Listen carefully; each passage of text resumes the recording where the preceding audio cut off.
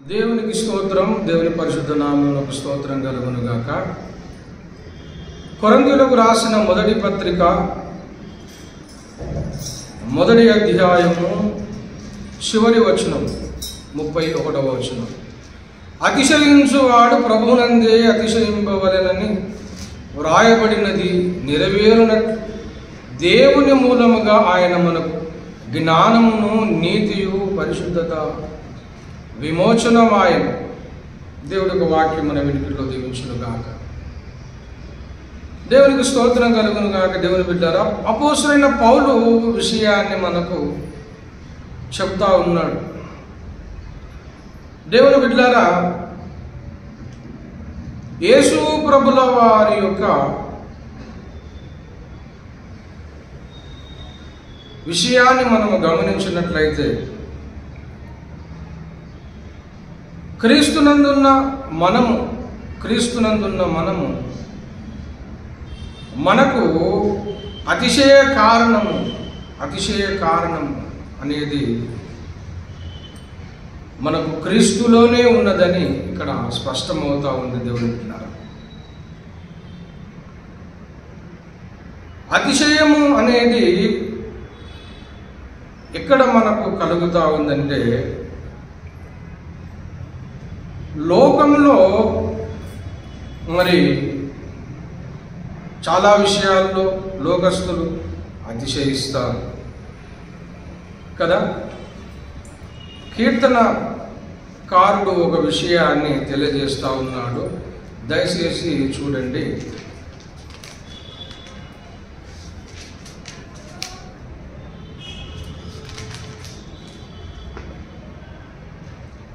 ఇరవయవ కీర్తన 7వ వచనం. కొందరు రథములను బట్టి కొందరు గుర్రములను బట్టి అతిశయపడుదురు, మనమైతే మన దేవుడైన యెహోవా నామమును బట్టి అతిశయపడుదుము అంటున్నాడు. దేవుని బిడ్డలారా, కొందరు గుర్రములను బట్టి కొందరు రథములను బట్టి అతిశయపడతారు అంటే అర్థం ఏంటి? గుర్రములను బట్టి రథములను బట్టి అంటే అర్థం ఏంటంటే, కొందరు అధికారమును బట్టి, లోక సంబంధంగా అధికారమును బట్టి, మరి ఆర్థిక బలమును బట్టి, బలమును బట్టి, అధికారమును బట్టి అతిశయిస్తారు అని చెప్తా ఉన్నారు. ఇర్మియా గ్రంథము 9వ అధ్యాయములో ఒక మాట మనం చూద్దాం. ఇర్మియా గ్రంథము 9వ అధ్యాయం 23 నుంచి చదువుదాం. యెహోవా ఇలాగ సెలవిచ్చుచున్నాడు, జ్ఞాని తన జ్ఞానం బట్టి, శూరుడు తన శౌర్యమును బట్టి అతిశయింపకూడదు, ఐశ్వర్యవంతుడు తన ఐశ్వర్యమును బట్టి అతిశయింపకూడదు. అతిశయించువాడు దేని బట్టి అతిశయింపవలెనగా, భూమి మీద కృప చూపుచు నీతి న్యాయములు జరిగించుచున్న యెహోవాను నేనే అని గ్రహించి నన్ను పరిశీలనగా తెలుసుకొని బట్టి అతిశయింపవలెను.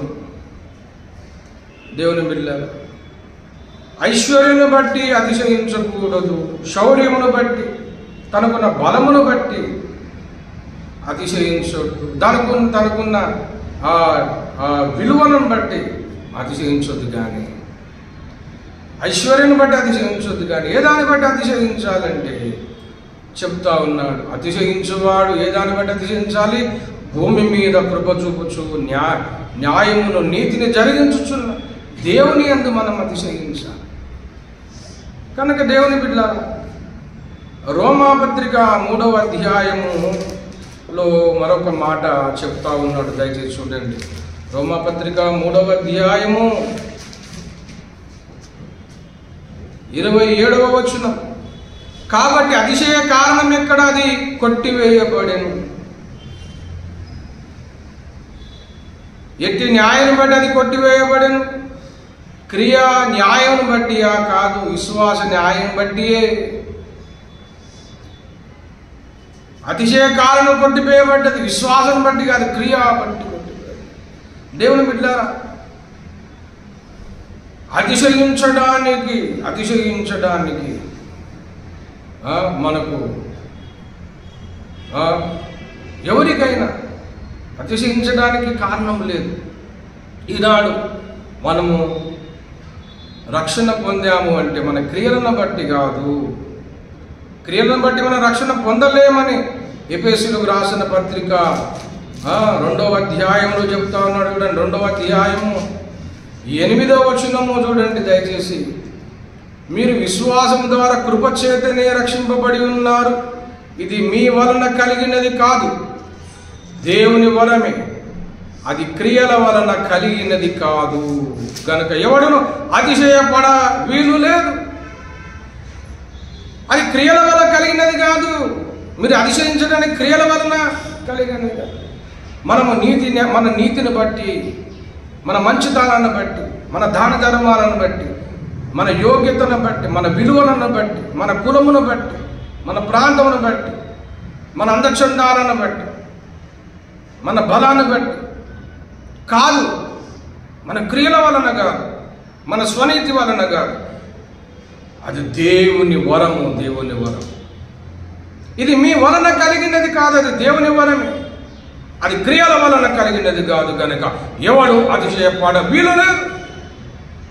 అతిశయించడానికి ఎవరికి వీలు లేదు. కనుక దేవుని బిడ్డలారా,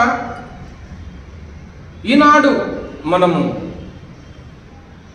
అతిశయించడానికి వీలు లేదు.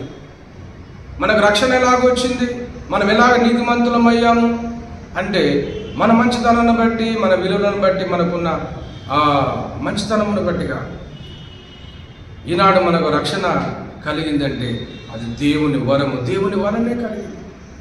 దేవుని కృప వలన మనము రక్షింపబడ్డాం అని లేఖనం సెలవిస్తుంది. కనుక దేవుని బిడ్డలారా, ఆ 1 కొరింథీ పత్రిక 1వ అధ్యాయములోనే చెప్తా ఉన్నాడు. దయచేసి 26వ వచనం, సహోదరులారా, మిమ్మల్ని పిలిచిన పిలుపును చూడి, మీలో లోకరీతిగా జ్ఞానులైనను ఘనులైనను గొప్ప వంశం వారని అనేకులు పిలువబడలేదు. కానీ దయచేసి గమని, అనేకులు పిలువబడలేదు అంటే కొంతమంది పిలువబడ్డారు, కొంతమంది పిలువబడ్డారు. కానీ అనేకులు అంటే ఎవరు పిలువబడ్డారయ్యా అంటే ఎన్నిక లేని వారు, బలహీనులు, బలహీనులైన వారు, ఎన్నిక లేని వారు దేవుడు పిలుచుకున్నాడు. దేవుడి బిడ్డలారా, కనుక మనము రక్షణ పొందామంటే నేను ఇంత డబ్బు కట్టాను, లేకపోతే నాకు ఈ విలువలు ఉన్నాయి, ఈ యోగ్యత ఉంది, నా కులం బట్టి నాకు రక్షణ వచ్చింది, నా చదువును బట్టి రక్షణ వచ్చింది, లేకపోతే నా స్వనీతిని బట్టి, నా మంచితనం బట్టి, మంచి క్రియలను బట్టి అని చెప్పుకోవడానికి అవకాశము లేదు. దేవుని బిడ్డ, రక్షణ అనేది దేవుని కృప వల్ల మనకు కలిగింది. దేవుని రక్తం వలన, క్రీస్తు రక్తం వలన మనకు రక్షణ కలిగింది. కనుక అతిశయం అనేది ఎవరైనా అతిశయించాలి అన్న అతిశయించడానికి వీలు కలిగేది ఏంటో తెలుసా? యేసును బట్టి మనం అతిశయించవలసి ఉన్నది. యేసును బట్టి అతిశయించాలి. ఇంకా ఏ దాన్ని బట్టి మనకు రక్షణ రాలేదు. దేవుని బిడ్డలారా, మనం అతిశయించడానికి కారణము యేసు ప్రభుల వారు. ఎందుకు అంటే దేవతలను పడిన వారు ఎంతోమంది ఉన్నప్పటికీ ఎవరు కూడా మానవ జాతి కోసం, మానవాళి కోసం నరవతారం ఎత్తి భూమి మీద జన్మించి, పరిశుద్ధ జన్మించి, ప్రాణమును బలిగా పెట్టి మరణించి తిరిగి లేచిన దైవావతారము ఎవరు లేరు. రక్తం చిందించిన వారు ఎవరు లేరు. మరణాన్ని గెలిచిన వారు ఎవరు లేరు. కనుక దేవుని బిడ్డలారా, యేసు ద్వారానే మనకు రక్షణ కలిగింది.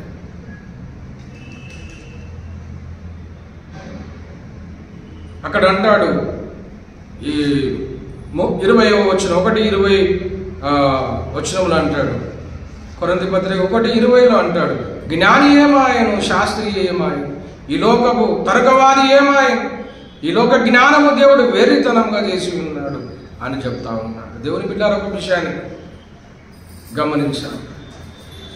మనం అతిశయించడం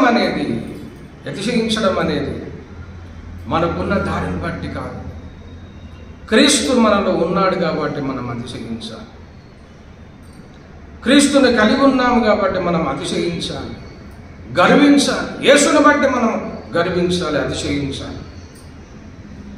యేసుని బట్టి గర్వించాలి, యేసుని బట్టి, యేసు కోసం మనము జీవించాలి, యేసు కోసమే ప్రాణాలైనా అర్పించాలి. ఆయననే మన అతిశయ కారణం.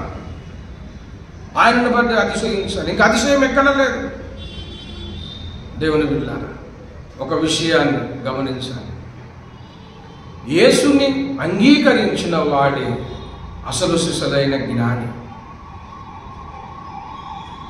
యేసును అంగీకరించిన వాడు అసలు సిసలైన జ్ఞాని. యేసును అంగీకరించకుండా, యేసును తెలుసుకోకుండా ఎంత మేధావైనా, ఎంత శాస్త్రవేత్త అయినా అతను సరైన జ్ఞానవంతుడు కాదు.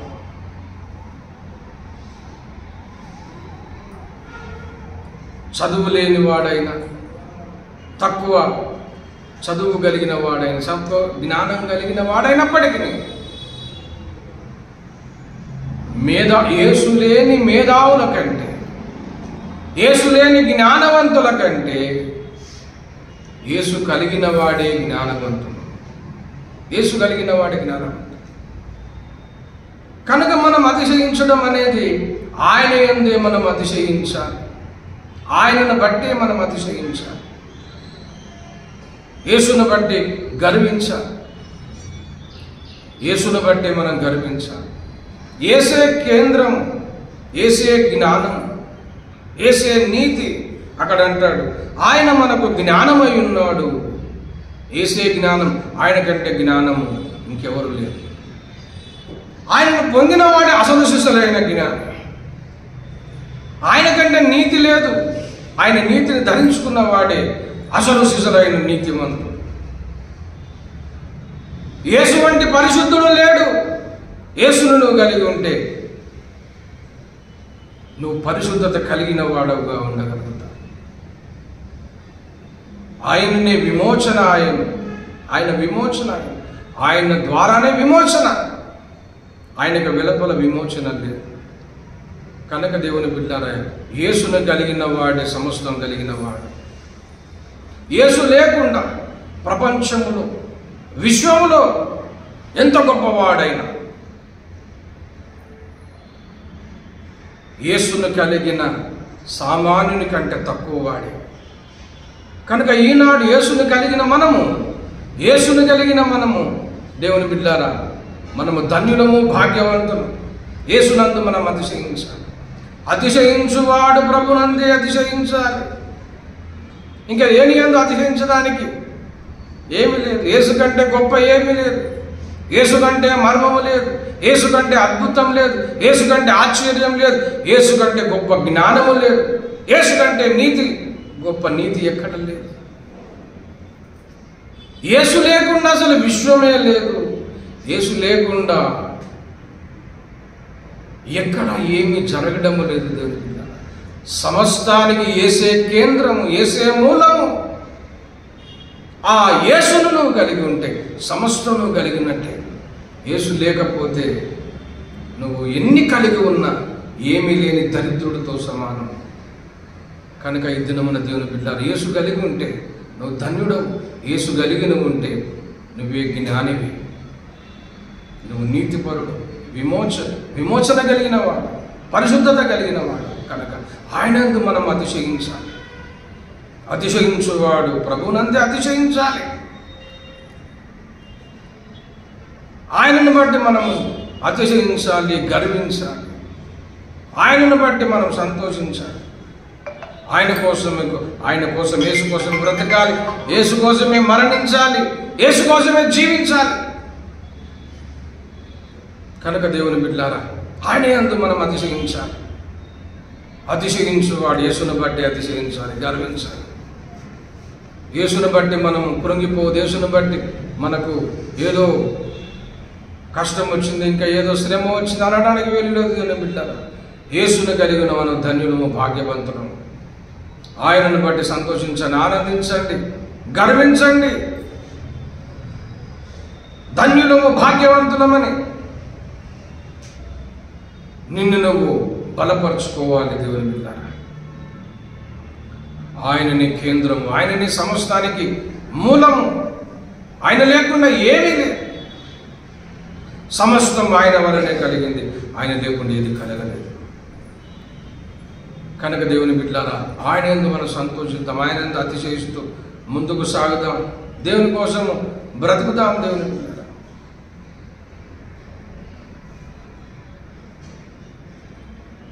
ఆయనను బట్టి మనం సంతోషిస్తూ ఆనందించగలిగితే గొప్ప కార్యాలు, గొప్పగా బ్రతకగలుగుతాం.